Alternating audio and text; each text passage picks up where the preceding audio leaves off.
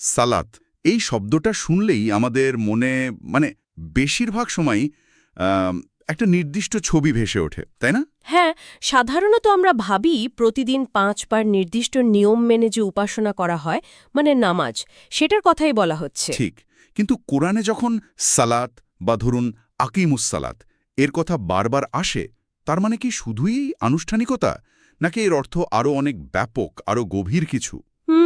আজকের এই আলোচনাটা মূলত কয়েকটি সূত্রের ওপর ভিত্তি করে। এগুলো একটা ভিডিওর প্রতিলিপি থেকে নেয়া, আর এই সূত্রগুলো একটা বেশ মৌলিক প্রশ্ন তুলেছে। আচ্ছা। প্রশ্নটা হলো, কোরআন যে বারবার সালাত প্রতিষ্ঠা বা কায়েম করার কথা বলছে, সেটা কি কেবল কিছু নির্দিষ্ট আচার অনুষ্ঠান পালনের নির্দেশ, নাকি এর তাৎপর্য আরও গভীরে, যেমন ধরুন ব্যক্তিগত পরিশুদ্ধি বা সামাজিক সংস্কার, একটা উন্নত জীবন ব্যবস্থা প্রতিষ্ঠা করা? এই আজকের আলোচনার একদম কেন্দ্রে আমরা চেষ্টা করব এই সূত্রগুলোতে যে যুক্তিগুলো দেওয়া হয়েছে সেগুলো একটু খতিয়ে দেখতে, অবশ্যই কোরআনের বিভিন্ন আয়াতের নিরিখে। এই সূত্রগুলো দেখানোর চেষ্টা করেছে যে কোরআনে সালাত শব্দটা কিন্তু নানাভাবে বিভিন্ন আঙ্গিকে ব্যবহৃত হয়েছে। কখনো এটা ব্যক্তিগত আধ্যাত্মিক উন্নতির কথা বলছে, কখনো সমাজের ভুলগুলো ধরিয়ে দিয়ে সংশোধনের ডাক দিচ্ছে। মানে শুধু ব্যক্তিগত না, সামাজিক দিকও আছে। হ্যাঁ, আবার কখনো বা সামগ্রিক কল্যাণ কিভাবে নিশ্চিত করা যায় সেই প্রক্রিয়া হিসেবেও এসেছে। আমাদের মূল লক্ষ্য হল এই সূত্রগুলোতে যে কোরআনিক প্রমাণ বা ব্যাখ্যাগুলো আছে সেগুলোকে যতটা সম্ভব নিরপেক্ষভাবে বোঝা, বিশ্লেষণ করা। বেশ, তাহলে চলে শুরু করা যাক। প্রথমত সূরা মারিয়াম আয়াত ৫৯-৬০। সূত্রগুলোতে এখানে কি বলা হচ্ছে? এখানে বলা হচ্ছে যে পূর্ববর্তী নবীদের পরে এমন একটা প্রজন্ম এসেছিল যারা সালাত নষ্ট করেছিল আর প্রবৃত্তির অনুসারী হয়েছিল। যার ফলে তারা শাস্তি পাবে। আসছে না। তাহলে কি আসছে? মুক্তির শর্ত হিসেবে বলা হচ্ছে ৩টা বিষয়। ১. তওবা করা, ২. ঈমান আনা, আর ৩. সৎকর্ম করা। আচ্ছা, মানে শাস্তির কারণ বলা হলো সালাত নষ্ট করা, কিন্তু মুক্তির উপায় হিসেবে আসছে তওবা, ঈমান, সৎকর্ম। এটা একটু সংযোগটা ঠিক সরাসরি লাগছে না, তাই না? সাধারণত তো কারণ আর প্রতিকার সম্পর্কিত থাকে। ঠিক, এই আপাত অসংযোগ বা গ্যাপটায় সূত্রগুলো বিশেষভাবে ধরিয়ে দিতে চেয়েছে। তাদের বিশ্লেষণ বলছে, দেখুন, কারণটা সালাত বিনষ্ট করা, অথচ মুক্তির পথে আনুষ্ঠানিকতার ভাষা নেই। মুক্তি নির্ভর করছে নৈতিক আর আধ্যাত্মিক গুণাবলীর ওপর, অনুতাপ, বিশ্বাস, ভালো কাজ। আচ্ছা, এই সূত্রগুলো বিষয়টাকে আরও পরিষ্কার করতে এটাকে জুড়েছে সূরা হুদের নবী শুয়াইবের ঘটনার সাথে, আয়াত ৮৭-৯১। শুয়াইব আলার ঘটনা, হ্যাঁ, মনে পড়ছে। সেখানে আমরা কি দেখি? শোয়েব তার জাতিকে বলছেন মাপে কম না দিতে, ওজনে ঠিক রাখতে, পৃথিবীতে বিপর্যয় সৃষ্টি না করতে, মানে সামাজিক অন্যায় থেকে বিরত থাকতে বলছেন। তখন তার কওমের লোকেরা তাকে ব্যঙ্গ করে, তাই না? হ্যাঁ, ব্যঙ্গ করে প্রশ্ন করছে, হে শোয়েব, তোমার সালাত কি তোমাকে এই শেখায় যে আমাদের বাপ দাদারা যার উপাসনা করত তা আমরা ছেড়ে দিই, বা আমাদের ধন সম্পদ নিয়ে আমরা নিজেদের ইচ্ছামতো যা করি সেটাও ছেড়ে দিই? তার মানে তারা সালাতকে শুধু ব্যক্তিগত উপাসনা ভাবছে না, বরং তাদের সামাজিক অর্থনৈতিক জীবনে হস্তক্ষেপ করার মতো কিছু ভাবছে। একদম। সূত্রগুলোর ব্যাখ্যা অনুযায়ী তারা শুয়েবের সালাতকে এমন একটা চালিকা শক্তি হিসেবে দেখছে যা তাদের পুরো জীবন ব্যবস্থা, তাদের আচার আচরণ বদলাতে বলছে। আচ্ছা, শুয়েবাটি উত্তর দিয়েছিলেন? তিনি কিন্তু বলেননি হ্যাঁ আমার নামাজ এটা বলে, বা নামাজের পদ্ধতি ব্যাখ্যা করেননি। বরং তিনি তার কাজের মূল উদ্দেশ্য হিসেবে পরের আয়াতে, মানে ৮৮ নম্বর আয়াতে জোর দিলেন ইসলাহের ওপর। ইসলাহ মানে? সংশোধন। তিনি বলছেন, আমি তো আমার সাধ্যমতো সংশোধনই করতে চাই। এরপর আবার ৯০ নম্বর আয়াতে তিনি তাদের রবের কাছে ক্ষমা চাইতে, ইস্তেগফার, আর তার দিকে ফিরে আসতে তওবা বলছেন। তো এই বিশ্লেষণ অনুযায়ী এখানে সালাত নিছক আনুষ্ঠানিক প্রার্থনা নয়, এটা এমন একটা জীবনবিধান বা প্রক্রিয়া যা ব্যক্তিগত ও সামাজিক জীবনে ইসলাহ বা সংস্কার আনতে বলছে। শুয়েবের সালাত আসলে তার সংস্কার কাজেরই একটা ভিত্তি ছিল। এটা আসলেই ভাবনার মতো কথা, কারণ আমরা তো দেখি অনেকে হয়তো নিয়মিত আনুষ্ঠানিক উপাসনা করেন, কিন্তু তার প্রভাব ব্যক্তির আচরণে বা সমাজে সবসময় সেভাবে দেখা যায় না। তাহলে যদি সালাত মানে শুধু উপাসনা না হয়ে সংস্কারের সাথে যুক্ত থাকে, কোরআনে কি এর আরও সমর্থন আছে? মানে যারা সালাত প্রতিষ্ঠা করেন, কোরআন তাদের কি নামে ডাকে? খুব ভালো প্রশ্ন। এই সূত্রগুলো এর উত্তর খুঁজেছে সূরা আরাফের ১৭০ নম্বর আয়াতে। আচ্ছা, কি বলা হয়েছে সেখানে? সেখানে বলা হচ্ছে, আর যারা কিতাবকে দৃঢ়ভাবে ধারণ করে এবং সালাত প্রতিষ্ঠা করে, নিশ্চয়ই আমি মুসলিহীনদের প্রতিদান নষ্ট করি না। মুসলিহীন, নামাজি বা উপাসনাকারী না বলে মুসলিহীন বলা হলো। হ্যাঁ, এটাই লক্ষ্য করার মতো। নামাজি বা আবেদ উপাসনাকারী বলা হয়নি, বলা হয়েছে মুসলিহীন। আর মুসলিহীন মানে তো সংস্কারক, যারা সংশোধন করে। একদম, যারা সংশোধনকারী, সংস্কারক, যারা ভালো কাজ করে, সমাজে শান্তি স্থাপনকারী। তার মানে সালাত প্রতিষ্ঠা করা আর সংস্কারক হওয়া, এই দুটো বিষয়কে এখানে প্রায় এক করে দেখা হচ্ছে। এই সূত্রগুলোর ব্যাখ্যা অনুযায়ী হ্যাঁ, বিষয়টা অনেকটা সেরকমই দাঁড়াচ্ছে। তারাই আয়াতটাকে আবার জুড়েছে অন্য কিছু আয়াতের সাথে, যেখানে সালাত থেকে দূরে সরে যাওয়া বা সালাতে গাফিলতিকে সরাসরি সামাজিক দায়িত্বজ্ঞানহীনতার সাথে লিঙ্ক করা হয়েছে। যেমন কোনো উদাহরণ আছে? অবশ্যই। যেমন ধরুন সূরা মুদ্দাসসির আয়াত ৪২ থেকে ৪৪, সেখানে জাহান্নামীদের জিজ্ঞেস করা হবে, কিসে তোমাদের সাকারে এনেছে? হ্যাঁ, তারা কি উত্তর দেবে? দের অন্তর্ভুক্ত ছিলাম না, আর আমরা অভাবগ্রস্তকে খাদ্য দান করতাম না। ও, সালাত আদায় না করা আর মিসকিনকে খাবার না দেওয়া একসাথে বলা হচ্ছে। ঠিক, দুটোকে পাশাপাশি রাখা হয়েছে। একইভাবে দেখুন সূরা মাউন, মানে ১০৭ নম্বর সূরাটা, পুরো সূরাটাই যেন এই বিষয়ে। সেখানে কাদের জন্য দুর্ভোগের কথা বলা হয়েছে? বলা হচ্ছে, সুতরাং দুর্ভোগ সেই সালাত আদায়কারীদের জন্য যারা নিজেদের সালাত সম্পর্কে উদাসীন। উদাসীন মানে মনোযোগ নেই। হ্যাঁ, উদাসীন, যারা আবার লোক দেখানোর জন্য তা করে, আর যারা নিত্য ব্যবহার্য ছোটখাটো জিনিস, মানে সাধারণ সাহায্যটুকুও অন্যকে দেয় না। আচ্ছা, এর আগেও তো এই সূরায় ইয়াতিম আর মিসকিনদের কথা আছে। ঠিক ধরেছেন, সূরার শুরুতেই বলা হয়েছে তাদের কথা, যারা দিনকে অস্বীকার করে, যারা ইয়াতিমকে গলা ধাক্কা দেয় আর মিসকিনকে খাবার দিতে অন্যকে উৎসাহিতও করে না। মানে দেখুন, সালাতে অমনোযোগ, লোক দেখানো ইবাদত আর সামাজিক দায়িত্বহীনতা, ইয়াতিম মিসকিনদের প্রতি অবহেলা, সব কিছুকে একসাথে আনা হয়েছে। তার মানে এই আয়াতগুলো বলছে সালাত আর সামাজিক কল্যাণ এগুলো আলাদা বিষয় নয়, বরং অঙ্গভঙ্গিভাবে জড়িত। হ্যাঁ, এই সূত্রগুলো এই সংযোগটার উপরেই খুব জোর দিয়েছে। তারা আরও একটা উদাহরণ টানে সূরা হাক্কা থেকে, আয়াত ৩১ থেকে ৩৭। সেখানে কি বলা হয়েছে? সেখানেও অপরাধীদের শাস্তির কারণ হিসেবে বলা হচ্ছে, নিশ্চয়ই সে মহান আল্লাহর প্রতি ঈমান আনত না এবং মিসকিনকে খাদ্যদানে উৎসাহিত করত না। আবারও দেখুন, ঈমানের অভাবের সাথে সামাজিক কর্তব্যে অবহেলার যোগসূত্র। তো এই পুরো বিশ্লেষণের ভিত্তিতে সূত্রগুলো আসলে বলতে চাইছে, কোরআনে যে আকিমুস সালাত বা সালাত প্রতিষ্ঠার কথা বলা হয়েছে, সেটা শুধু একটা আনুষ্ঠানিক কর্ম নয়, বরং এটা একটা বড় সামাজিক দায়িত্ব, যার মধ্যে দারিদ্র্য দূর করা, মানুষের প্রতি সহানুভূতি, ন্যায়ের পক্ষে থাকা, এগুলোও পড়ে। হ্যাঁ, এবং বৃহত্তর অর্থে সমাজে পজিটিভ পরিবর্তন আনা, মানে সংস্কার আনা। তাই সালাত কায়েমকারী আর মুসলিহীন বা সংস্কারক এখানে প্রায় সমার্থক হয়ে উঠছে তাদের ব্যাখ্যা অনুযায়ী। আচ্ছা, এবার একটু নবীদের উদাহরণের দিকে যাই, যা এই সূত্রগুলোতে এসেছে। যেমন ধরুন ইব্রাহিম আলাইসালাম। কোরআনে তো তার জীবনের অনেক ঘটনাই খুব বিস্তারিত আছে। হ্যাঁ, আছে। তিনি কিভাবে মূর্তি পূজার বিরুদ্ধে দাঁড়ালেন, কিভাবে যুক্তি দিয়ে প্রশ্ন তুললেন, আল্লাহর একত্বের দিকে ডাকলেন, তার ত্যাগ, তার আত্মসমর্পণ সবই আছে। কিন্তু সূত্রগুলো একটা প্রশ্ন তুলেছে। কি প্রশ্ন?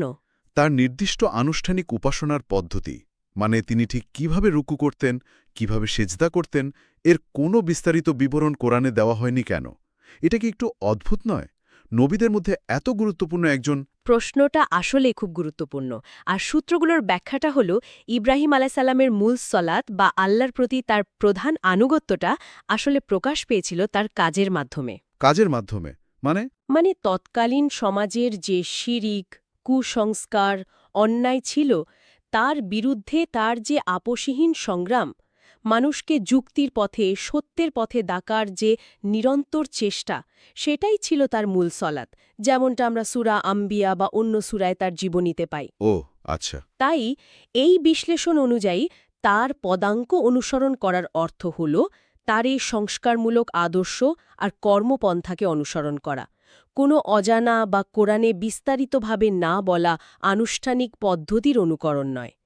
তার সলাত ছিল তার জীবনব্যাপী একটা মিশন, একটা সংগ্রাম। বুঝেছি। আর মুসা আলাইহিস সালামের ব্যাপারটা, তুর পাহাড়ে আল্লাহ যখন তাকে প্রথম দেখা দিলেন, নবুয়ত দিলেন, তখন তো প্রথমেই তাকে সলাত কায়েম করার নির্দেশ দেওয়া হলো সূরা তহার 14 নম্বর আয়াতে। হ্যাঁ, ঠিক। কিন্তু তখন তো তাকে কোনো বিস্তারিত নিয়মকানুন শেখানো হয়নি। যদি সলাত মানে একটা নির্দিষ্ট আনুষ্ঠানিক পদ্ধতিই হয়, তাহলে কোনো নিয়ম না জেনেই সেই আদেশ পালনের মানে কি দাঁড়ায়? এটাই সূত্রগুলোর আরেকটা বেশ জোরালো যুক্তি।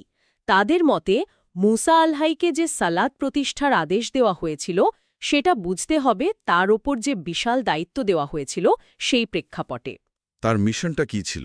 তার মিশন ছিল, যেমনটা সূরা তহার পরের আয়াতগুলোতে বা সূরা কাসাসে আছে, জালিম শাসক ফেরাউন, হ্যাঁ, ফেরাউন। শুধু ফেরাউন নয়, তার সহযোগী দুর্নীতিবাজ ধর্মীয় ও রাজনৈতিক নেতা হামান আর শোষক পুঁজিবাদী কারুন, এই সম্মিলিত অপশক্তির বিরুদ্ধে দাঁড়ানো। এটা তো বিশাল এক সামাজিক, রাজনৈতিক, অর্থনৈতিক সংস্কার আন্দোলন ছিল। ঠিক তাই। এই প্রেক্ষাপটে সূত্রগুলো ব্যাখ্যা করছে যে সালাত প্রতিষ্ঠার আদেশটা আসলে ছিল এই সামগ্রিক সংস্কারমূলক মিশনটা শুরু করা আর চালিয়ে যাওয়ার নির্দেশ। মানে কোনো জটিল আনুষ্ঠানিকতা নয় যে আগে নিয়ম জানতে হবে। তাদের মতে না, বরং এটা ছিল আল্লাহর বিধান অনুযায়ী ন্যায় আর সত্য প্রতিষ্ঠার সংগ্রাম শুরু করার একটা আহ্বান। তাই আগে থেকে বিস্তারিত নিয়ম জানার প্রয়োজন হয়নি। এই ব্যাখ্যাটা কিন্তু প্রচলিত ধারণা থেকে বেশ আলাদা। আচ্ছা, এখানে আরও একটা মজার পার্থক্য তুলে ধরা হয়েছে সালাত আর দোয়ার মধ্যে। হ্যাঁ, সালাত বনাম দোয়া। যদি সালাত মানে মূলত প্রার্থনা বা দোয়াই হতো, তাহলে কিছু ঘটনা একটু অন্যরকম লাগে। যেমন ইব্রাহিম আল্লাহর কাছে দোয়া করছেন যেন তার সন্তানেরা সালাত কায়েমকারী হয় আর তার দোয়া যেন কবুল হয়।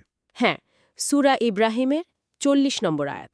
আবার ধরুন জাকারিয়া আল্লাহর কাছে দোয়া করছেন, তার দোয়া কবুলও হচ্ছে। তারা দোয়া কবুলের জন্য প্রার্থনা করছেন, কিন্তু নিজেদের সালাত কবুলের জন্য আলাদা করে দোয়া করছেন, এরকমটা তো কোরআনে দেখি না। দুটো কি তাহলে এক জিনিস নয়? এই সূত্রগুলো সালাত আর দোয়ার এই পার্থক্যটাকে বেশ গুরুত্ব দিয়ে দেখছে। তাদের বিশ্লেষণ অনুযায়ী দোয়া হল আল্লাহর কাছে কোনো একটা নির্দিষ্ট বিষয়ের জন্য আবেদন করা, চাওয়া।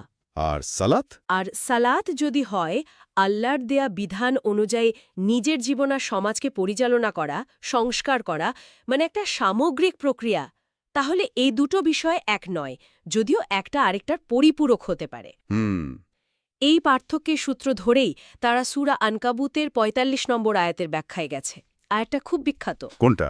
নিশ্চয়ই সালাত অশ্লীল ও মন্দ কাজ থেকে বিরত রাখে। এইটা? হ্যাঁ, একদম। ইন্না সালাত তানহা আনিল ফাহশাই ওয়াল মুনকার।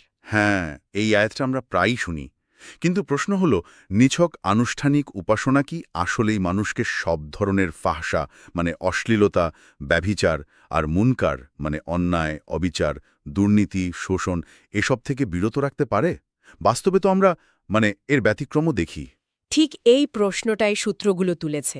তারা বলছে, যদি সালাত শুধু দিনের কয়েকটা নির্দিষ্ট সময়ের আনুষ্ঠানিক কাজ হয়, তাহলে এটা কিভাবে সম্ভব যে সেটা মানুষকে ২৪ ঘণ্টা জীবনের সব ক্ষেত্রে অন্যায় আর অশ্লীলতা থেকে রক্ষা করবে? সত্যিই তো, আমরা তো দেখি অনেক মানুষ হয়তো নিয়মিত আনুষ্ঠানিক উপাসনা করেন, কিন্তু তারপরও দুর্নীতি বা প্রতারণা বা অন্য খারাপ কাজে জড়িয়ে পড়েন। হ্যাঁ, কিন্তু যদি সালাত কায়েম করার অর্থ হয় আল্লাহর বিধান মেনে ব্যক্তিগত ও সামাজিক জীবনে সবসময় একটা সংস্কার ও পরিশুদ্ধির মধ্যে থাকা, মানে একটা কন্টিনিউয়াস প্রসেস। হ্যাঁ, নিজেকে এবং সমাজকে অন্যায়মুক্ত করার চেষ্টা করা, তাহলে এটা সহজেই বোঝা যায় যে এই প্রক্রিয়াটাই মানুষকে স্বাভাবিকভাবে ফাহশা ও মুনকার থেকে দূরে সরিয়ে আনবে। এই দৃষ্টিকোণ থেকে দেখলে সালাত শুধু একটা কর্ম নয়, এটা একটা অবস্থা। অবস্থা মানে আল্লাহর বিধানের প্রতি সচেতন থাকার, অনুগত থাকার একটা অবস্থা, যা স্বাভাবিকভাবেই অন্যায় থেকে রক্ষা করে। তাহলে এই ব্যাখ্যার মানে কি দাঁড়ায়? যদি ধরে নিই সালাতের মূল উদ্দেশ্য সংস্কার, তাহলে আনুষ্ঠানিকতার জায়গাটা কোথায়? এখানেই সূত্রগুলো একটা খুব মৌলিক প্রশ্ন তুলেছে। কি সেটা? কোরআনে আমরা দেখি সাধারণ লেনদেনের মতো বিষয়, যেমন ধরুন কাউকে ঋণ দিলে সেটা লিখে রাখতে হবে, সাক্ষী রাখতে হবে, কত বিস্তারিত আর স্পষ্ট নির্দেশ আছে সূরা বাকারার ২৮২ নম্বর আয়াতে। হ্যাঁ, খুবই বিস্তারিত। অথচ ইসলামের এত বড় একটা স্তম্ভ সালাদ, তার সুনির্দিষ্ট আনুষ্ঠানিক পদ্ধতি, মানে কিভাবে দাঁড়াতে হবে, কয় রাকাত পড়তে হবে, প্রতি রাকাতে ঠিক কি কি বলতে হবে, এগুলোর কোনো সম্পূর্ণ আর সর্বসম্মত বিবরণ কোরআনে নেই কেন? এই প্রশ্নটাই কিন্তু সালাতের প্রচলিত ধারণা নিয়ে যে বিতর্কগুলো আছে তার একদম কেন্দ্রে নিয়ে যায়। সূত্রগুলো এই বিষয়টাকে ঐতিহাসিক প্রেক্ষাপট দিয়েও আলোচনা করেছে। কিভাবে? তারা দেখিয়েছে যে সালাতের আনুষ্ঠানিক পদ্ধতি নিয়ে যে হাদিসগুলো আমরা পাই সেগুলো সংকলিত ও লিপিবদ্ধ হয়েছে কখন? রাসূল সাল্লাল্লাহু আলাইহি ওয়াসাল্লামের এন্তেকালের প্রায় ২০০ থেকে ২৫০ বছর বা হয়তো তারও পরে। ওহ, এত পরে? হ্যাঁ, আর এই দীর্ঘ সময়ের ব্যবধান, বিভিন্ন বর্ণনাকারীর স্মৃতি, তাদের বোঝার পার্থক্য, এসব কারণে পরবর্তীতে আনুষ্ঠানিকতার ছোটখাটো বিষয় নিয়ে মতপার্থক্য তৈরি হয়েছে। যেমন? যেমন ধরুন, নামাজে হাত কোথায় বাঁধতে হবে, বুকের উপর, নাভির নিচে, নাভির উপরে। রুকু সিজদা তাসবিহ ঠিক কী হবে, তারাবির রাকাত সংখ্যা কত হবে, এরকম অসংখ্য বিষয়ে বিভিন্ন মাযহাব, বিভিন্ন গোষ্ঠীর মধ্যে মতভেদ তৈরি হয়েছে, যা আজও আছে। তার মানে কোরআনের এত গুরুত্বপূর্ণ একটা স্তম্ভের আনুষ্ঠানিক রূপ নিয়ে এত ভিন্নতা, এত অস্পষ্টতা, এটা কিভাবে হতে পারে? সূত্রগুলো ঠিক এই প্রশ্নটাই কিন্তু পাঠকের সামনে রাখছে। তারা যুক্তি দেখাচ্ছে যে কোরআন নিজেই বারবার চিন্তাভাবনা করতে বলছে, গবেষণা করতে বলছে, জ্ঞান অর্জন করতে বলছে। হ্যাঁ, তাদাব্বুর করতে বলছে। সেই কোরআনের অন্যতম প্রধান একটা বিধানের আনুষ্ঠানিক রূপ কি এতটাই অস্পষ্ট বা তুলনামূলকভাবে কম গুরুত্বপূর্ণ হতে পারে যে এটা নিয়ে যুগ যুগ ধরে এত বিতর্ক চলবে? অথচ এর যে মূল বার্তা, যা হয়তো সংস্কার আর ন্যায়বিচার প্রতিষ্ঠা, তা নিয়ে গভীর চিন্তাভাবনার সুযোগ কমে যাবে। সূত্রগুলো আরও একটা জিনিস দেখিয়েছে। কোরআনে যখন আগের জাতিগুলোর ধ্বংসের কারণ বলা হয়েছে, তখন সব সময় তাদের নৈতিক আর সামাজিক অবক্ষয়ের কথাই এসেছে। যেমন জুলুম, অবিচার। হ্যাঁ, জুলুম, অবিচার, আল্লাহর সীমা লঙ্ঘন করা, নবীদের কথা না শোনা, এগুলোই কারণ হিসেবে দেখানো হয়েছে। কিন্তু আনুষ্ঠানিক উপাসনার পদ্ধতিতে কোনো ভুলের জন্য বা ত্রুটির জন্য কোনো জাতিকে শাস্তি দেওয়া হয়েছে বা ধ্বংস করা হয়েছে, এরকম একটা উদাহরণও কি কোরআনে আছে? না, এরকম তো মনে পড়ছে না।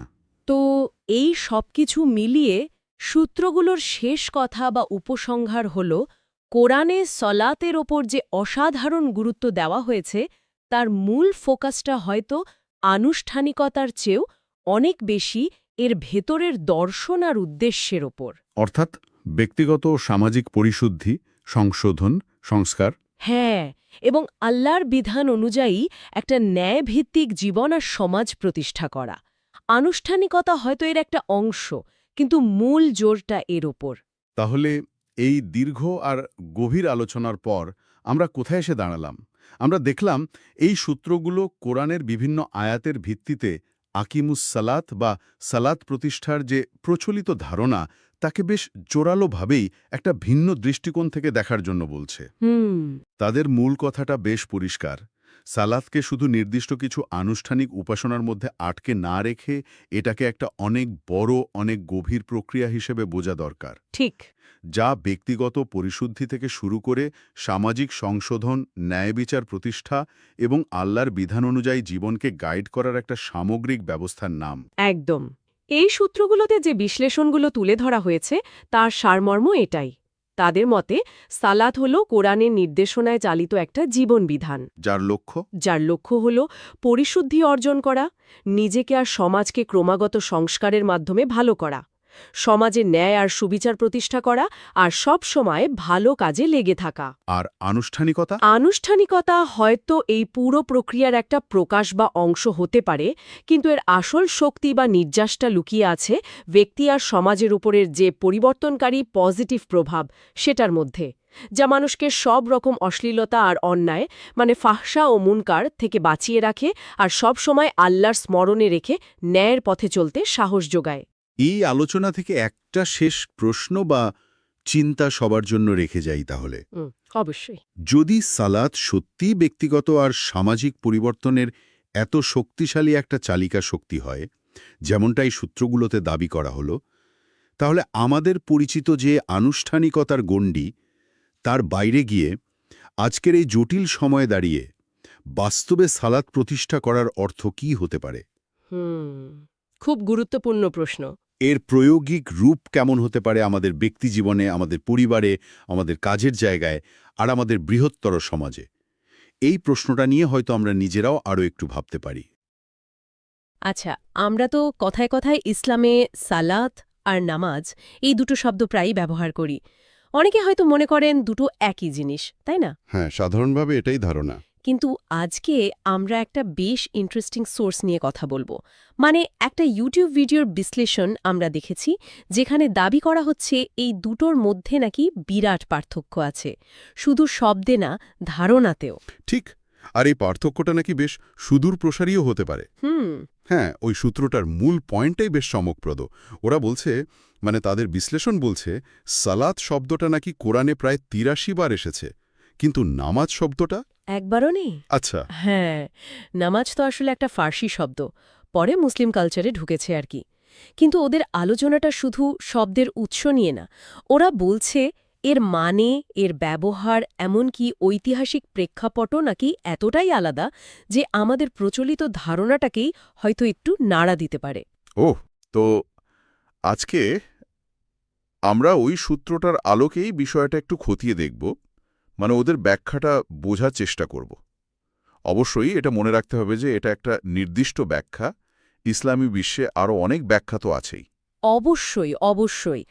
আচ্ছা, তাহলে শুরুতেই যে পার্থক্যটা খুব স্পষ্ট, মানে সূত্র অনুযায়ী, সেটা হলো শব্দের উৎস। সালাত আরবি, কোরআনে আছে, আর নামাজ ফার্সি, কোরআনে নেই। কিন্তু এর তাৎপর্যটা ঠিক কোথায়? মানে কেন এটা এত গুরুত্বপূর্ণ?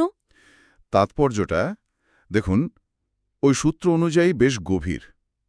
ওরা বলতে চাইছে, কোরআনে যেভাবে সালাতের কথা বলা হয়েছে সেটা শুধু আমরা মানুষরা যে ইবাদত করি সেটার মধ্যে সীমাবদ্ধ না। মানে বলা হচ্ছে যে আল্লাহ নিজে, ফেরেশতারা, নবীরা, রাসূলরা, এমনকি যারা বিশ্বাসী মানে মুমিন শুধু তাই না, যারা অবিশ্বাসী বা কাফের, মুশরিক, এমনকি আগের কিতাব যাদের দেওয়া হয়েছিল মানে আহলে কিতাব, সবাই নাকি সালাত করেছেন বা করেন। কোরআনে নাকি এমন উল্লেখ আছে। বলেন কি, আল্লাহও সালাত করেন? এটা কিভাবে সম্ভব? হ্যাঁ, এই প্রশ্নগুলোই সূত্রতা খুনেছে। আরও ইন্টারেস্টিং ব্যাপার হলো, ওদের ব্যাখ্যা অনুযায়ী পশু পাখিরাও নাকি সালাত করে। পশু পাখি? সত্যি? হ্যাঁ, সূত্রটা অন্তত সেটাই বলছে। অন্যদিকে নামাজ বলতে আমরা সচরাচর যা বুঝি, ওই যে নির্দিষ্ট একটা কাঠামো মেনে উপাসনা, সেটা তো মূলত মুসলিমদের মধ্যেই প্রচলিত, তাই না? হ্যাঁ, তা তো বটে। সূত্রটা এখানে আরও একটা প্রশ্ন তুলেছে, যে একদম শুরুতে মানে মক্কি জীবনে যখন ধরুন সূরা ফাতিহা বা আত্তাহিয়াতু এগুলো তো নামাজের অংশ, এগুলো যখন নাজিলই হয়নি তখন নবী সাল্লাল্লাহু আলাইহি সাল্লাম বা সাহাবীরা ঠিক কোন কাঠামোতে নামাজ পড়তেন? অথচ মক্কার সূরাগুলোতেও, যেমন ধরেন সূরা আলাক বা মুজাম্মিল বা মাউন, এগুলোতেও কিন্তু সালাতের কথা আছে। এটা তো আসলে ভাবনার মতো বিষয়। তার মানে সূত্রটা বলতে চাইছে যে সালাতের কনসেপ্টটা আমাদের পরিচিত নামাজের চেয়ে অনেক বেশি ওয়াইড, অনেক ব্যাপক। একদম। কোরআনে কি এমন কোনো উদাহরণ আছে যা এই ব্যাপক অর্থটাকে একটু সাপোর্ট করে? হ্যাঁ, ওই সূত্রটা কোরআনের বেশ কয়েকটা আয়াতের দিকেই আসলে দৃষ্টি আকর্ষণ করেছে, যেখানে সালাত শব্দটাকে যদি আমরা শুধু নামাজ অর্থে নিই তাহলে মানেটা ঠিক মেলে না বা অন্যরকম দাঁড়ায়। যেমন ধরুন সূরা বাকারা আয়াত ১৫৭, সেখানে বলা হচ্ছে যারা বিপদে ধৈর্য ধরে আর বলে যে আমরা তো আল্লাহরই আর তার কাছেই ফিরে যাব, তাদের উপর নাকি স্বয়ং আল্লাহর তরফ থেকে সালাওয়াত মানে সালাতের বহুবচন আর রহমত বর্ষিত হয়। এখন এখানে আল্লাহর সালাত বা সালাওয়াতকে তো আর প্রচলিত নামাজ বলা যায় না, তাই না? না, তা তো যায় না।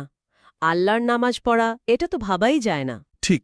আবার ধরুন সূরা হজ্জের ৪০ নম্বর আয়াতে যেখানে বিভিন্ন উপাসনালয় ধ্বংসের কথা বলা হচ্ছে, সেখানে সাওয়ামি মানে খ্রিস্টানদের মঠ, বিয়াউন মানে চার্চ, এগুলোর সাথে সালাওয়াত শব্দটাও এসেছে। এখানে বেশিরভাগ অনুবাদক মনে করেন সালাওয়াত মানে ইহুদিদের সিনাগগ বা উপাসনালয়। ও আচ্ছা, এখানে সালাত মানে উপাসনালয়। হ্যাঁ, এই আয়াতে সেভাবেই ব্যবহার করা হয়েছে বলে মনে করা হয়। আবার দেখুন সূরা তওবার ৯৯ নম্বর আয়াতে বলা হচ্ছে কিছু বেদুইন মুমিন আছে যাদের দান সাদাকা আল্লাহর কাছে নৈকট্য আর রাসূলের সালাত পাওয়ার উপায়। মানে রাসূলের দোয়া বা শুভকামনা আর কি। রাসূলের দোয়া বা শুভকামনা। আচ্ছা। হ্যাঁ, আর ঠিক তারপরেই ১০৩ নম্বর আয়াতে আল্লাহ রাসূলকে বলছেন সাল্লি আলাইহিম, মানে তাদের জন্য সালাত করো। কারণ ইন্না সালাতাকা সাকানুল্লাহম, অর্থাৎ তোমার সালাত তাদের জন্য প্রশান্তি। এখানেও তো সালাত মানে দোয়া বা কল্যাণ কামনা, তাই না? বোঝা যাচ্ছে। আরও স্পষ্ট উদাহরণ আছে সূরা আহজাবে। ৫৬ নম্বর আয়াতে বলা হচ্ছে ইন্নাল্লাহা ওয়া মালাইকাতাহু ইউসাল্লুনা আলান নবী, অর্থাৎ আল্লাহ এবং তার ফেরেশতারা নবীর উপর সালাত করেন। আর তারপরই মুমিনদের বলা হচ্ছে ইয়া আইয়ুহাল্লাযীনা আমানু সাল্লু আলাইহি ওয়াসাল্লিমু তাসলিমা, হে ঈমানদারগণ, তোমরাও নবীর উপর সালাত ও সালাম পেশ করো। আমরা যে দুরুদ করি সেটা। হ্যাঁ, প্রচলিত অর্থে আমরা এটাকে দরুদ বলি। এর ঠিক আগেই ৪৩ নম্বর আয়াতে আবার বলা হয়েছে আল্লাহ এবং তার ফেরেশতারা বিশ্বাসীদের উপরও সালাত করেন। কেন করেন? যাতে তিনি তাদের অন্ধকার থেকে আলোতে আনতে পারেন। আল্লাহ বিশ্বাসীদের ওপরও সালাত করেন। হ্যাঁ, আর সবচেয়ে আমার কাছে যেটা সবচেয়ে অবাক লেগেছে সেটা হলো সূরা নূরের ৪১ নম্বর আয়াত। সেখানে বলা হচ্ছে আসমান জামিনে যা কিছু আছে সবাই আল্লাহর তাসবিহ বা পবিত্রতা ঘোষণা করে, এমনকি উড়ন্ত পাখিরাও। আর তারপর বলা হচ্ছে কুল্লুন কাদ আলিমা সালাতাহু ও তাসবিহা, মানে প্রত্যেকেই তার নিজের সালাত এবং তাসবিহ জানে। পাখিরাও তাদের নিজস্ব সালাত জানে। সত্যি এই আয়াতগুলো শোনার পর মনে হচ্ছে সালাত শব্দটা শুধু ৫ ওয়াক্ত নামাজের চেয়ে অনেক গভীর, অনেক ব্যাপক কিছু একটা বোঝায়। আল্লাহ বা ফেরেশতাদের সালাত, পশু পাখির সালাত, এগুলোকে তো নামাজের ছাঁচে ফেলা আসলেই মুশকিল। এই সূত্রটার মূল পয়েন্টটাই এটা। ওরা বলছে এই আয়াতগুলোতে যদি সালাত মানে আমরা শুধু ওই প্রচলিত নামাজটাই ধরি, তাহলে অর্থ মেলানো খুব কঠিন হয়ে যায়। এই জন্যই হয়তো দেখা যায় ফার্সি বা অন্যান্য ভাষায় যখন কোরআন অনুবাদ করা হয়েছে, তখন এই আয়াতগুলোতে সালাত শব্দের মানে প্রয়োজন অনুযায়ী পাল্টে দেওয়া হয়েছে। কোথাও হয়তো লেখা হয়েছে অনুগ্রহ, কোথাও রহমত, কোথাও দরুদ, আবার অন্য কোথাও প্রার্থনা বা সোজাসুজি নামাজ। আচ্ছা। সূত্রটা দাবি হল এটা হয়তো মূল অর্থটাকে একটু পাশ কাটিয়ে যাওয়ার চেষ্টা, অথবা মূল অর্থটা হারিয়ে যাওয়ার কারণে এমনটা হয়েছে। কিন্তু এই পাশ কাটানোর বা অর্থ পরিবর্তনের দরকারটা কেন হলো? মানে সূত্রটা কি এর পেছনে কোনো ঐতিহাসিক বা কালচারাল কারণ খুঁজে পেয়েছে? বিশেষ করে ফার্সি নামাজ শব্দটা কেন এত বেশি চালু হয়ে গেল? হ্যাঁ, সূত্রটা একটা ঐতিহাসিক প্রেক্ষাপটের দিকে ইঙ্গিত করেছে। দেখুন, যখন হজরত ওমরের রায়ের সময়ে পারস্য সাম্রাজ্য মানে ইরান ইসলামের ছায়াতলে এলো, তখন পার্শ্বিক বা ইরানিদের মধ্যে যারা অনারব ছিলেন তাদের মধ্যে আরব আর আরবি ভাষার প্রতি এক ধরনের বলা যেতে পারে মনস্তাত্ত্বিক প্রতিরোধ তৈরি হয়েছিল। এটা সূত্রটার বিশ্লেষণ। আচ্ছা, কেন? কারণ পারস্য তো তখন অনেক পুরনো আর বিশাল একটা সভ্যতা ছিল। ওদের ভাষা, সংস্কৃতি খুবই সমৃদ্ধ ছিল। তো যখন তারা ইসলামের অধীনে এলো, স্বাভাবিকভাবেই একটা সাংস্কৃতিক আদান-প্রদান শুরু হলো।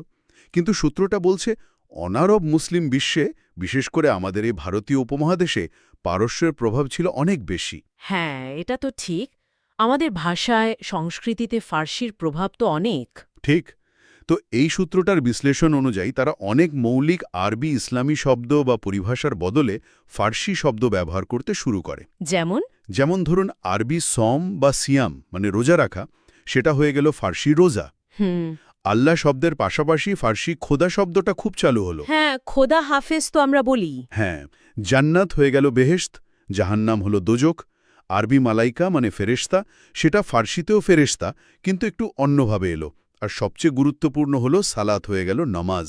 ও, তার মানে এটা একটা ভাষাগত পরিবর্তনের মতো? সূত্রটা মনে করে এর পিছনে শুধু ভাষাগত পরিবর্তন না, হয়তো আরবি ভাষার প্রতি এক ধরনের অনীহা বা নিজেদের যে কালচারাল আইডেন্টিটি সেটা বজায় রাখার একটা প্রবণতাও কাজ করে থাকতে পারে। এটা তাদের ব্যাখ্যা। ইন্টারেস্টিং। তার মানে এই ভাষাগত পরিবর্তনের সাথে সাথে মূল যে কনসেপ্ট বা ধারণা, সেটারও কি কোনো পরিবর্তন ঘটেছিল? সূত্রটা এখানে আরও একটু গভীরে গেছে। তারা একটা তুলনামূলক আলোচনা করেছে পারস্যের যে প্রাচীন ধর্ম জরথ্রুষ্টবাদ বা জরস্ট্রিয়ানিজম তার সাথে। জরথ্রুষ্টবাদ, সেটা তো পারস্যের অনেক পুরনো ধর্ম, তাই না? হ্যাঁ, খুবই পুরনো এবং প্রভাবশালী একটা একেশ্বরবাদী ধর্ম ছিল। তো সূত্রটা দাবি করছে, এবং এটা বেশ বিতর্কিত একটা দাবি হতে পারে, যে এই জরথ্রুষ্ট ধর্মের কিছু আচার অনুষ্ঠান বা বিশ্বাসের সাথে পরবর্তীতে হাদিস এবং মাযহাবভিত্তিক ইসলামের কিছু প্র্যাকটিসের এতনামেশ মিল খুঁজে পাওয়া যায়। বলেন কি? যেমন ধরুন ৫ ওয়াক্ত প্রার্থনার বিষয়টা। ইসলামে আমরা 5 ওয়াক্ত নামাজ পড়ি, যার সময়গুলো সূর্যের অবস্থানের সাথে সম্পর্কিত, তাই না? ফাজর, জোহর, আসর, মগরিব, এশা। হ্যাঁ। সূত্রটি বলছে জরথ্রুষ্ট ধর্মেও তাদের ঈশ্বর আহোরা মাজদা এর উপাসনার জন্য দিনকে 5টা ভাগে ভাগ করে 5 বার প্রার্থনার নিয়ম ছিল, এবং সেই সময়গুলো নাকি সূর্যের অবস্থানের সাথেই যুক্ত ছিল। ওদের নামগুলো ছিল হাবান, রাফিয়ান, উজিরেন, আইস্থুলাম, উষা-ইন। সূত্রটা এই সময়সূচির মিলটাকে বেশ গুরুত্বের সাথে দেখছে। ও, এটা তো আসলেই একটা বড় মিল। আরও কিছু মিলের কথা তারা বলেছে, যেমন নবী মোহাম্মদের সাল্লাল্লাহু আলাইহি সাল্লামের মিরাজের ঘটনা আমরা জানি। হ্যাঁ, ঊর্ধ্বলোকে গমনের ঘটনা। সূত্রটা বলছে জরথ্রুষ্ট ধর্মের যে পয়গম্বর ছিলেন জরথ্রুষ্ট, তারও নাকি সৃষ্টিকর্তা আহুরা মাজদার সাথে সাক্ষাতের একটা কাহিনী আছে, যেটাকে ভিরাজ বলা হয়। এই ভিরাজের বর্ণনার সাথে মিরাজের কাহিনীর কিছু মিলের কথা তারা উল্লেখ করেছে, যেমন একজন প্রধান ফেরেশতার সঙ্গ পাওয়া, স্বর্গ নরক বা ভালো মন্দের পরিণতি দেখা, এইসব আর কি। এছাড়া আরও কিছু ছোটখাটো মিলের কথা তারা বলেছে, যেমন প্রার্থনার আগে মুখ ধোয়া বা পবিত্র হওয়া, আমাদের অজু ওদের পাদিয়াবা, পবিত্র কাপড় পরা বা মাথা ঢাকা, একটা নির্দিষ্ট দিকে ফিরে উপাসনা করা, আমাদের কিবলা ওদের হয়তো পবিত্র আগুনের দিক, ধর্মগ্রন্থ থেকে পাঠ করা, প্রার্থনার জন্য ডাকা, আমাদের আজান ওদের হয়তো ঘণ্টাধ্বনি ছিল, দোয়া দরুদ পড়া, মারা গেলে আত্মার জন্য প্রার্থনা করা, পরকালের বিচার, ভালো মন্দের হিসাব নেওয়া, পুলসিরাত পার হওয়ার মতো ওদেরও নাকি চীন ভ্যাত পেরেক নামের একটা সেতু পার হওয়া ধারণা আছে। একজন ত্রাণকর্তা আসবেন, আমাদের ইমাম মাহদিন ওদের সাউশিয়ান্ট। এরকম বেশ কিছু ধারণাগত আর আচরণগত মিলের কথা সূত্রটা তুলে ধরেছে। এই মিলগুলো তো সত্যি ভাবার মতো, যদিও এগুলোর ব্যাখ্যা বা তাৎপর্য নিয়ে নিশ্চয়ই অনেক রকম মতামত থাকতে পারে। অবশ্যই এগুলো সবই ওই সূত্রটির নিজস্ব পর্যবেক্ষণ ও বিশ্লেষণ। তাহলে সূত্রটা কি এটাই বলতে চাইছে যে পারস্যের এই যে দীর্ঘদিনের ধর্মীয় আর সাংস্কৃতিক ঐতিহ্য, বিশেষ করে জরথ্রুষ্টবাদের এই বিষয়গুলো, এগুলোই কি সালাতের যে কোরআনিক মূল ধারণা, সেখান থেকে সরে এসে ফার্সি নামাজ শব্দটা এবং এর সাথে জড়িত যে আনুষ্ঠানিকতা, সেটার প্রচলনে কোনো ভূমিকা রেখেছে? দেখুন, সূত্রটার বিশ্লেষণটা মূলত সেদিকেই ইঙ্গিত করছে। তাদের বক্তব্যটা অনেকটা এরকম যে এই ঐতিহাসিক প্রেক্ষাপটটা যদি আমরা না বুঝি, বিশেষ করে পারস্য সংস্কৃতির গভীর প্রভাব এবং জরথ্রুষ্টবাদের সাথে কিছু প্রথার যে মিলগুলো তারা দেখাচ্ছে, তাহলে বিশেষ করে আমরা যারা অনারব মুসলিম, তাদের জন্য কোরআনের কিছু শব্দের আসল অর্থ বা তার গভীরতা বোঝাটা হয়তো একটু কঠিন হয়ে যেতে পারে। আচ্ছা। তারা মনে করছে যে নামাজ শব্দটা এবং এর সাথে সম্পর্কিত যে প্র্যাকটিসগুলো, সেগুলো ধীরে ধীরে সালাতের যে মূল এবং ব্যাপক অর্থ, সেটাকে কিছুটা হলেও আড়াল করে ফেলেছে। আচ্ছা, এতক্ষণ তো আমরা সূত্রটার ব্যাখ্যা অনুযায়ী নামাজ শব্দের উৎস, এর প্রচলনের পেছনে সম্ভাব্য কারণগুলো নিয়ে কথা বললাম। এবার একটু ফেরা যাক সালাত শব্দটার মূল অর্থের দিকে। যদি এটা শুধু আনুষ্ঠানিক উপাসনা না হয়, তাহলে সূত্রটার মতে এর আসল মানেটা কি? হ্যাঁ, এটাই হলো সূত্রটার সবচেয়ে গুরুত্বপূর্ণ পয়েন্ট। তাদের মতে আরবি ভাষায় সলাত শব্দটার মূল যে ধাতু, রুট, সদ লয়, সলা ওয়াই, সেখান থেকে এর আসল অর্থ দাঁড়ায় সংযোগ স্থাপন করা, সম্পর্ক তৈরি করা, কাছাকাছি যাওয়া, অনুসরণ করা, আর বিশেষভাবে তারা জোর দিচ্ছে দ্বিমুখী যোগাযোগ বা টু ওয়ে কমিউনিকেশনের ওপর। দ্বিমুখী যোগাযোগ মানে টু ওয়ে কমিউনিকেশন? হ্যাঁ, এই অর্থে সালাত শুধু একদিক থেকে কিছু করা নয়, এর জন্য দুটো পক্ষেরই সক্রিয় অংশগ্রহণ দরকার। সূত্রটা একটা আধুনিক উদাহরণও দিয়েছে। বলছে যে এ পর্যন্ত আরবি ভাষায় যোগাযোগ বা টেলিকমিউনিকেশন বোঝাতে নাকি এই রুটটাই ব্যবহার হয়। যেমন ধরুন, বিভিন্ন আরব দেশের টেলিকম কোম্পানির নামেও এটা পাওয়া যায়। যেমন সৌদি আরবের কোম্পানির নাম ছিল ইত্তিসালাত। ও আচ্ছা, ইত্তিসালাত মানে তাহলে যোগাযোগ? হ্যাঁ, অনেকটা তাই। তো সালাত মানে যদি হয় দ্বিমুখী যোগাযোগ বা সংযোগ স্থাপন, তাহলে এটা তো আমাদের প্রচলিত নামাজের ধারণা থেকে বেশ আলাদা শোনায়। কাদের মধ্যে এই যোগাযোগ, আর কিভাবে হয় এই যোগাযোগটা? সূত্রটা বলছে এই যোগাযোগ বা সালাত বিভিন্ন লেভেলে হতে পারে। যেমন সবচেয়ে গুরুত্বপূর্ণ হল আল্লাহর সাথে মানুষের যোগাযোগ। সূত্রটার ব্যাখ্যা অনুযায়ী পৃথিবীতে যত নবী রাসূল এসেছেন, যত কিতাব এসেছে, সব কিছুর মূল উদ্দেশ্যই নাকি ছিল স্রষ্টার সাথে সৃষ্টির এই সংযোগটা আবার ঠিক করা। আবার ধরুন নবীর সাথে মানুষের যোগাযোগ। নবী আল্লাহর মেসেজটা মানুষের কাছে পৌঁছে দিলে তাদের সাথে একটা সংযোগ তৈরি করেন। ফেরেশতাদের সাথেও যোগাযোগ হতে পারে, যেমন ওহী নিয়ে আসার মাধ্যমে। আচ্ছা, তো ইসলামের ক্ষেত্রে এই যোগাযোগটা কিভাবে হয়, মানে সূত্রটা কি বলছে? সূত্রটা কোরআনের আলোকেই ব্যাখ্যা করার চেষ্টা করেছে। তারা বলছে, প্রথমত আল্লাহ তো সরাসরি সবার সাথে কথা বলেন না। যেমন সূরা শুরার ৫১ নম্বর আয়াতে বলা হয়েছে যে আল্লাহ মানুষের সাথে ৩ ভাবে কথা বলেন, হয় ওহীর মাধ্যমে, অথবা পর্দার আড়াল থেকে, অথবা কোনো দূত বা ফেরেশতা পাঠিয়ে, যিনি আল্লাহর অনুমতিতে তার বাণী পৌঁছান। এই যে বাণী বা পথনির্দেশ, এটাই হলো হেদায়েত। হেদায়েত মানে গাইডেন্স বা পথনির্দেশ। ঠিক, আর এই হেদায়েত বা পথনির্দেশটাই হলো মূলত কোরআন। যেমন সূরা বাকারার ১৮৫ নম্বর আয়াতে বলা হচ্ছে, রমজান মাস যাতে কোরআন নাজিল করা হয়েছে মানুষের জন্য হেদায়েত। সূত্রটা বলছে এই হেদায়েতটা ফলো করেই মানুষ তার আসল জায়গায় মানে স্রষ্টার কাছে ফিরতে পারবে। তো আল্লাহ এই কোরআনটা জিব্রাইল আলাইহিস সালামের মাধ্যমে রাসূলের সাল্লাহর অন্তরে পৌঁছে দিয়েছেন, যেমন সূরা বাকারার ৯৭ বা সূরা শুরার ৫২ নম্বর আয়াতে আছে। সূত্রটার মতে এটাই হলো আল্লাহর পক্ষ থেকে রাসূলের সাথে সালাত বা যোগাযোগ স্থাপন।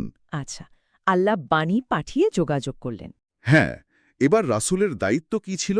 সেই বাণী বা হেদায়েতটা একটুও না বদলে মানুষের কাছে পৌঁছে দেওয়া। যেমন সূরা মায়েদার ৯২ বা ৯৯ নম্বর আয়াতে আছে। সূত্রটার মতে এটাই ছিল রাসূলের পক্ষ থেকে মানুষের সাথে সালাত বা যোগাযোগ। ওরা উল্লেখ করেছে নবী সাল্লাল্লাহু আলাইহি ওয়াসাল্লাম নিয়মিত সকাল সন্ধ্যায় মানুষকে এই কুরআন পড়ে শোনাতেন, বোঝাতেন। ঠিক, আর মানুষ কিভাবে আল্লাহর সাথে যোগাযোগ করবে? সূত্রটার মতে মানুষ যখন আল্লাহর পাঠানো এই হেদায়েত বা কুরআনটা গ্রহণ করে, পড়ে, বোঝে এবং নিজের জীবনে সেটা মেনে চলার চেষ্টা করে, তখনই আল্লাহর সাথে তার সংযোগ বা সালাত স্থাপিত হয়। মানে কোরআন ফলো করাটাই যোগাযোগ। হ্যাঁ, এবং আরও আছে, মানুষ আল্লাহর কাছে নিজের চাওয়া পাওয়া আকুতি জানায়। কিভাবে জানায়? কুরআনে শেখানো ভাষায় দোয়া করার মাধ্যমে। ওই যে রব্বানা বা হে আমাদের রব দিয়ে যে দোয়াগুলো শুরু হয়। হ্যাঁ হ্যাঁ, অনেক দোয়া আছে কোরআনে। তো মানুষ একদিকে কোরআন শুনছে, মানছে, অন্যদিকে আল্লাহর কাছে দোয়া করছে, আর আল্লাহ তো কোরআনের মাধ্যমেই তার আদেশ, নিষেধ, উপদেশ, সুসংবাদ, সতর্কবার্তা এইসব দিয়ে মানুষের সাথে সার্বক্ষণিক যোগাযোগ রাখছেন বা সালাত করছেন। তার মানে এই ব্যাখ্যা অনুযায়ী কোরআনই হল আল্লাহ আর মানুষের মধ্যে যোগাযোগের মূল ব্রিজ বা মাধ্যম, আর এই পুরো কমিউনিকেশন প্রসেসটাই হল সালাত। হ্যাঁ, এই সূত্রটা মূলত এটাই বোঝাতে চাইছে। আল্লাহ তার মেসেজ পাঠিয়ে কমিউনিকেশন শুরু করেছেন, রাসূল সেটা মানুষের কাছে পৌঁছে দিয়েছেন, আর মানুষ যখন সেই মেসেজটা রিসিভ করে, বোঝে, ফলো করে এবং আল্লাহর কাছে নিজের কথা বলে, তখন মানুষের দিক থেকেও কমিউনিকেশনটা কমপ্লিট হয়। এই পুরো টু ওয়ে জীবন্ত আর সচেতন প্রক্রিয়াটাই হল সালাতের আসল মানে, অন্তত এই সূত্রটার ব্যাখ্যা অনুযায়ী। আচ্ছা, তাহলে এতক্ষণে যে আলোচনা হল সেটার ভিত্তিতে এই নির্দিষ্ট সূত্র থেকে পাওয়া সালাত আর নামাজের মূল পার্থক্যগুলো যদি আমরা আরেকবার একটু গুছিয়ে বলি, তাহলে কি দাঁড়ায়? অবশ্যই, এই উৎসের বিশ্লেষণ অনুযায়ী প্রধান পার্থক্যগুলো আমরা এভাবে বলতে পারি। প্রথমত, অর্থ। সালাতের মূল অর্থ তারা বলছে যোগাযোগ, সংযোগ স্থাপন, সম্পর্ক তৈরি, যা দ্বিমুখী। আর নামাজ হলো একটা ফার্সি শব্দ, যার মানে মূলত প্রার্থনা, উপাসনা, প্রণতি। সূত্রটা ধারণা করছে এটা হয়তো সংস্কৃত নমস বা নমস্তে শব্দ থেকেও প্রভাবিত হতে পারে। আচ্ছা, অর্থেই তাহলে একটা বড় পার্থক্য। হ্যাঁ, দ্বিতীয়ত ব্যাপকতা বা স্কোপ। সূত্র অনুযায়ী সালাত খুবই ব্যাপক ও সার্বজনীন। কুরআনের কথা অনুযায়ী আল্লাহ, ফেরেশতা, নবী, রাসূল, মুমিন, এমনকি কাফের বা পশুপাখিও কোনো না কোনোভাবে সালাত করে বা এর সাথে যুক্ত। কিন্তু নামাজ বলতে আমরা যে নির্দিষ্ট আনুষ্ঠানিক উপাসনা বুঝি, সেটা মূলত মুসলিমদের জন্য একটা নির্দিষ্ট ইবাদত। তৃতীয়ত, মনোযোগ ও উপলব্ধি। কোরআনে কিন্তু নেশাগ্রস্ত অবস্থায় বা যা বলা হচ্ছে তা না বুঝে সালাতের কাছে যেতে মানা করা হয়েছে, সূরা নিসা ৪৩। আবার মুনাফিকদের সালাতের বর্ণনায় অমনোযোগের কথা আছে, সূরা নিসা ১৪২। মানে সালাত একটা সচেতন, অর্থ বুঝে করার মতো কাজ হওয়া দরকার। কিন্তু সূত্রটার মতে প্রচলিত নামাজ অনেক সময় অর্থ না বুঝেও শুধু নিয়ম মেনে পালন করা হয়ে থাকে বা করা সম্ভব। এটা একটা গুরুত্বপূর্ণ পয়েন্ট। চতুর্থত প্রভাব বা ইম্প্যাক্ট। কোরআন বলছে ইন্না সালাতা তানহা আনিল ফাহশা ওয়াল মুনকার, অর্থাৎ নিশ্চয়ই সালাত অশ্লীল ও খারাপ কাজ থেকে বিরত রাখে। সূরা আনকাবুত ৪৫। সূত্রটা এখানে একটা প্রশ্ন রাখছে যে নামাজ শুধু নিয়ম মেনে পড়া হয়, অর্থ বোঝা হয় না, সেটা কি আসলেই মানুষকে খারাপ কাজ থেকে ফেরাতে পারে, নাকি সালাতকে যখন আল্লাহর সাথে জীবন্ত যোগাযোগ আর তার হুকুম মেনে চলার অর্থে নেওয়া হয় তখনই সেটাই প্রভাব ফেলতে পারে? এটা তো ভাবার বিষয়। পঞ্চমত, জিকির বা স্মরণ। কোরআন সলাতকে আল্লাহর জিকির বা স্মরণের সাথে খুব গভীরভাবে যুক্ত করেছে। যেমন সূরা তহার ১৪ নম্বর আয়াতে আছে, আকিমুস সালাত আলি জিক্রি, আমার স্মরণের জন্য সলাত কায়েম কর। আবার সূরা আনকাবুতের ৪৫ নম্বর আয়াতে আছে, ওয়ালাজিক্রুল্লাহি আকবার, আর আল্লাহর স্মরণই তো সর্বশ্রেষ্ঠ। মজার ব্যাপার হল কোরআন নিজেই কিন্তু আজ-জিকির বা সেই স্মরণিকা, সূরা হিজর নয়। হ্যাঁ, কোরআনকে জিকির বলা হয়েছে। তো সূত্রটার ব্যাখ্যা হল, সলাতকে যদি শুধু আনুষ্ঠানিক নামাজে আটকে না রেখে আল্লাহর সাথে সার্বক্ষণিক সংযোগ আর তার বাণী বা হেদায়েতকে সবসময় মনে রাখা আর মেনে চলার অর্থে নেওয়া হয়, তবে সেটাই হয় আসল এবং সবচেয়ে বড় জিকির। প্রচলিত নামাজ যদি এই গভীর অনুভূতি ছাড়া শুধু অনুষ্ঠানে পরিণত হয়, তবে তা হয়তো সেই মাত্রার জিকির নাও হতে পারে। আচ্ছা, আর কিছু? হ্যাঁ, শেষ পার্থক্যটা হল সময় ও কাঠামো। সূত্রটা বলছে কোরআনে দিনের বিভিন্ন অংশে বা নির্দিষ্ট সময়ে সালাত কায়েম করার কথা আছে ঠিকই, কিন্তু জোহর, আসর, মাগরিব এই নামে কোনো নামাজের উল্লেখ নেই। রাকাত সংখ্যা বা কোন সূরা পড়তে হবে তার বিস্তারিত বর্ণনাও কোরআনে নেই, বরং সূরা মারিজে আছে আল্লাযীনা হুম আলা সালাতিহিম দায়মুন, অর্থাৎ যারা তাদের সালাতে সার্বক্ষণিক বা দায়েম। সার্বক্ষণিক সালাত মানে ২৪ ঘন্টা। সূত্রটা এর ব্যাখ্যা করেছে এভাবে যে এর মানে হতে পারে জীবনের সব ক্ষেত্রে ২৪ ঘন্টা আল্লাহর হেদায়েত অনুযায়ী চলা আর তাকে মনে রাখা। অন্যদিকে আমরা যে নামাজ পড়ি সেটা তো নির্দিষ্ট ওয়াক্ত, ফজর, জোহর ইত্যাদি, নির্দিষ্ট রাকাত সংখ্যা এবং ফরজ, সুন্নাত, নফল এইরকম একটা সুনির্দিষ্ট কাঠামোয় বাঁধা। পার্থক্যগুলো আসলেই বেশ মৌলিক। তাহলে পুরো আলোচনাটা শোনার পর এটা বেশ স্পষ্ট হলো যে আমরা আজকে যে সূত্রটা নিয়ে কথা বললাম সেটা সালাত শব্দটাকে একটা বেশ ভিন্ন এবং অনেক ব্যাপক অ্যাঙ্গেল থেকে দেখছে। তাদের মতে কোরআনে যে সালাতের কথা বলা হয়েছে সেটা শুধু একটা নির্দিষ্ট ধর্মীয় রিচুয়াল যা আমরা নামাজ নামে চিনি নয়, বরং এটা হলো স্রষ্টার সাথে তার দেওয়া গাইডেন্স বা হেদায়েতের সাথে একটা কন্টিনিউয়াস কনশাস যোগাযোগ, একটা সংযোগ স্থাপন এবং সম্পর্ক বজায় রাখার একটা টোটাল প্রসেস। একদম ঠিক এটাই বলতে চাইছি সূত্রটা। আর এখানে ওরা আমাদের সবার জন্য একটা গভীর চিন্তার খোরাক রেখে যাচ্ছে। তারা যে প্রশ্নটা তুলতে চাইছে সেটা হলো, যদি সালাতকে আমরা শুধুমাত্রই আনুষ্ঠানিক নামাজ হিসেবে না দেখি, বরং কোরআনে যেভাবে বলা হয়েছে এর মূল আর ব্যাপক অর্থে, অর্থাৎ সৃষ্টার সাথে একটা জীবন্ত যোগাযোগ, তার হেদায়েতের সাথে সংযোগ স্থাপন, সেই হেদায়েত অনুসরণ করা আর সবসময় তাকে স্মরণ করা, এই পুরো ব্যাপারটা হিসেবে বোঝার চেষ্টা করি, তাহলে কি সেটা আমাদের ব্যক্তিগত ধর্মপালন, সৃষ্টার সাথে আমাদের সম্পর্ক আর সবচেয়ে বড় কথা কোরআনের মূল মেসেজটা বোঝার ক্ষেত্রে কোনো নতুন দিক খুলে দিতে পারে? এই ব্যাখ্যাটা হয়তো প্রচলিত ধারণার থেকে বেশ আলাদা, কিন্তু বিষয়টা নিঃসন্দেহে আরও গভীর অনুসন্ধান আর ব্যক্তিগত চিন্তাভাবনার দাবি রাখে। অবশ্যই আজকের আলোচনাটা সত্যি খুব ভাবনার উদ্রেক।